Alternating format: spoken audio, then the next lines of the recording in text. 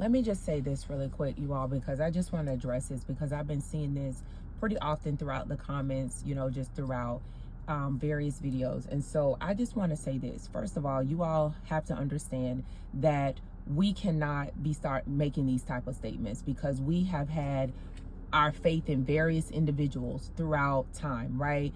One primarily being Trump, right? And now we're learning that he's involved in a lot more mess than we would like to really consider, right?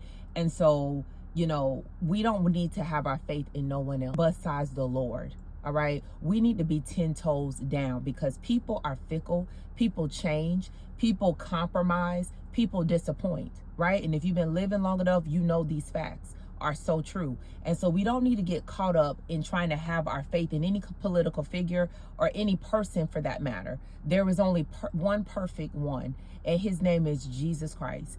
And that is where we need to have our allegiance. That is who we need to be relying upon. That is who we need to be looking to. And that is who we need to be loyal and have our faith in.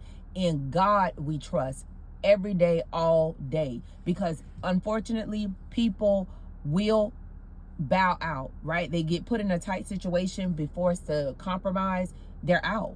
And it's understandable. But that's why the Lord has our back. That's why he told us to look to him, from which cometh our help. Our help cometh from the Lord.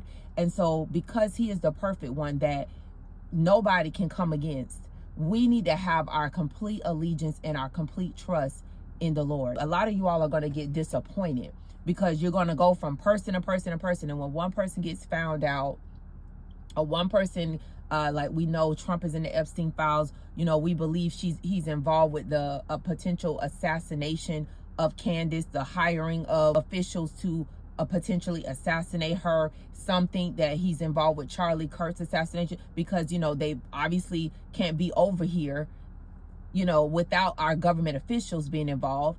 Listen, it's a lot of folks that you and I both were looking at one way, but now have our eyes a different way on them, right? So again, we have to refrain from talking about trying to exalt one person over the other, or trying to exalt the next person, and then when they fall or when they get found out, then we move on to another person. We need to be real believers, you all, in the Lord. The Lord is the one that will not fail us. You don't have to worry about him disappointing. You don't have to worry about him being on the Epstein list. You don't have to worry about him compromising in any way.